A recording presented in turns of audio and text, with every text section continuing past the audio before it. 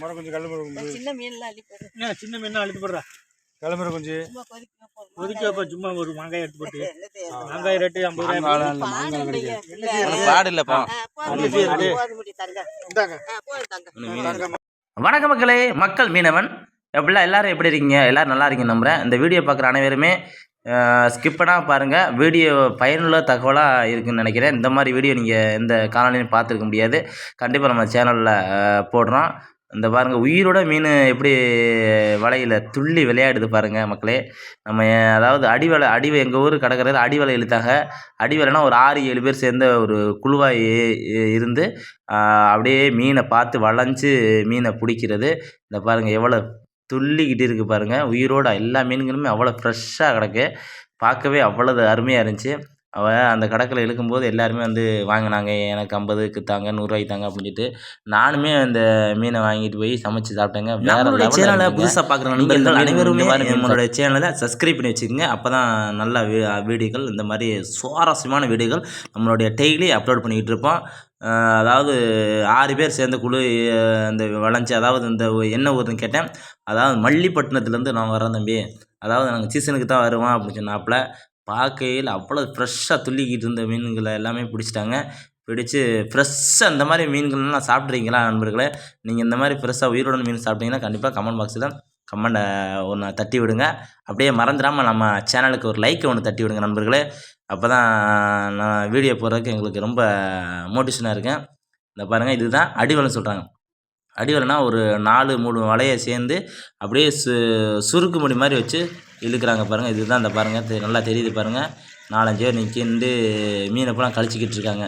அப்படியே மீன் எங்கெங்கே நிற்கிதோ அந்த மீன்களை பார்த்து அப்படியே வளைஞ்சு மீனை பிடிச்சிருவாங்க. அதாவது உங்களுடைய ஒரு நாள் சம்பளம் அண்ணே எவ்வளோண்ணே, உங்களுக்கு ஒரு நாள் கூலி எவ்வளோ கிடைக்கும்னு.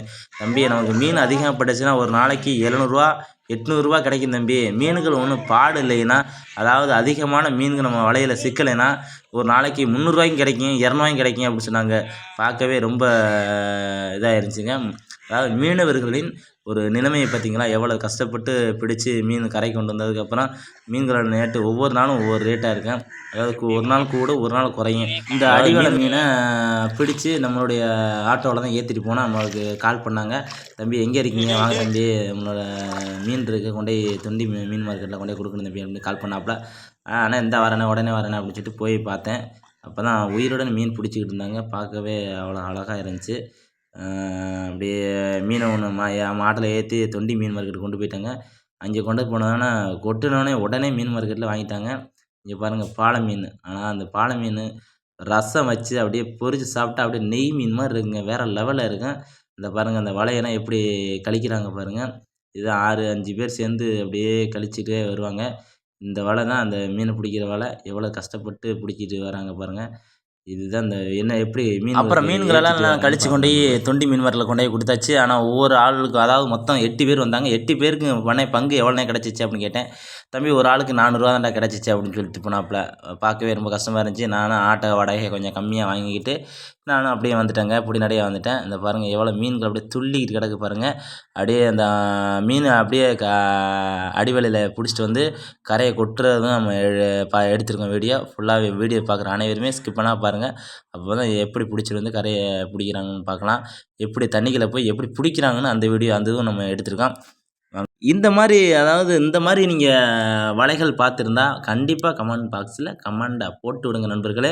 அதாவது நம்மளுடைய நண்பர் வந்துட்டு தள்ளுமடிக்கு இறால்மடிக்கு போயிட்டு வந்தாப்புல. அவரையும் எடுத்துருந்தான். அந்த பாருங்கள் வந்துக்கிட்டு இருக்காப்புல போயிட்டு. அதாவது நம்ம 8 மணிக்கு போனேன்.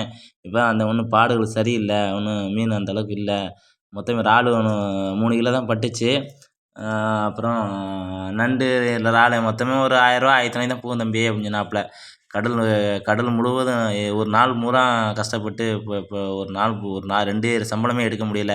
அதாவது நம்ம கரை வேலையில் வந்துட்டு ஒரு நாளைக்கு 700 கிடைக்கும், 1000 கிடைக்கும். அந்த மாதிரி கடலில் கிடைச்சா தான், இல்லைன்னா நஷ்டம்தான். அந்த மாதிரி அவ்வளோ கஷ்டமான தொழில் தான் கடற்கரை தொழில் தான். எவ்வளோ கஷ்டமான தொழில் நண்பர்களே. பாருங்கள் எவ்வளோ அழகாக கழிச்சிக்கிட்டு இருக்காங்க பாருங்கள் மீன்களை. அதாவது இழுக்கும்போது அதாவது அந்த சங்குகள் அப்புறம் அந்த கம்புகள் இருந்தாலும் வலையும் பிஞ்சிரும் தம்பி அப்படின்னு சொன்னாப்புல. அதாவது நம்ம இழுக்கும்போது பார்த்து மெதுவாக தான் இழுக்கணும், கையாளணும். அவசரப்பட்டு வேகமாகவும் இழுத்தோம்னா நமக்கு வலைகள் சேதமாயிடும். அதாவது 6 மாதம் 7 மாதம் இழுக்கக்கூடிய வலைகள் 1 மாதம் 2 மாதத்துலேயே போயிடும் அப்படின்னு சொன்னாப்புல. மீன் எவ்வளோ துடிச்சு அழகாக துடிக்குது பாருங்கள் நண்பர்களே. பார்க்கவே அவ்வளோ அருமையாக இருந்துச்சு. அப்போ ஒரு வீடியோ எடுத்து நம்ம யூடியூப்பில் போட்டு விடும் அப்படின்னு சொல்லிட்டு எடுத்துக்கிட்டு இருக்கேன் நண்பர்களே. இந்த மாதிரி வீடியோ நீங்கள் பிடிச்சிருந்தா கண்டிப்பாக லைக் பண்ணுங்கள், கண்டிப்பாக ஒரு கமெண்ட் அவனை தட்டி விடுங்க நண்பர்களே. எப்படி கழிக்கிறான்னு பார்ப்போம் வாங்க.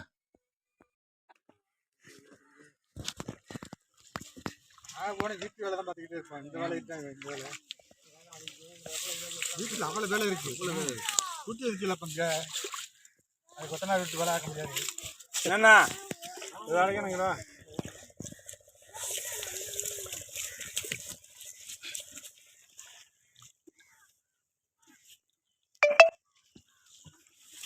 இந்த பயில வச்சுக்கிட்டுலாம் மீன்லாம் தண்டு கணக்காக பிடிக்க முடியாது.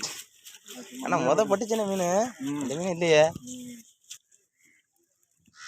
அதே மாதிரி இருந்தால் என்ன செய்யுது? உங்களுக்கு மீன் வேணுமா? நல்லா பட்டுச்சு இப்போ நாளாச்சு இப்படி வருவாங்கன்னு தான் பஞ்சாயத்து பழக்கிற மாதிரி.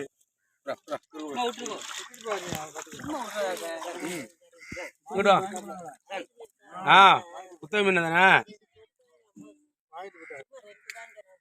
2 போதுமா?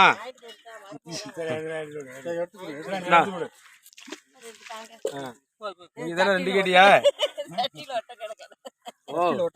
நம்ம பிள்ளை தானே குத்தாங்க. நம்ம பிள்ளை தான் பஸ்ஸுக்காரங்க அது மாதிரி நினைக்க மாட்டாங்களா? பாவம். அது வாங்கிட்டு போயிட்டாரு. நான் வாங்கலைன்னா அதெல்லாம் வாங்கிட்டு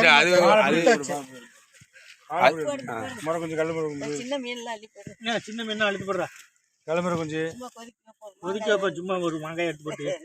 மாங்காய் ரேட்டு 50 ரூபாய். பாடு இல்லைப்பா. போதுமுடி தங்க. இந்தாங்க போடவா?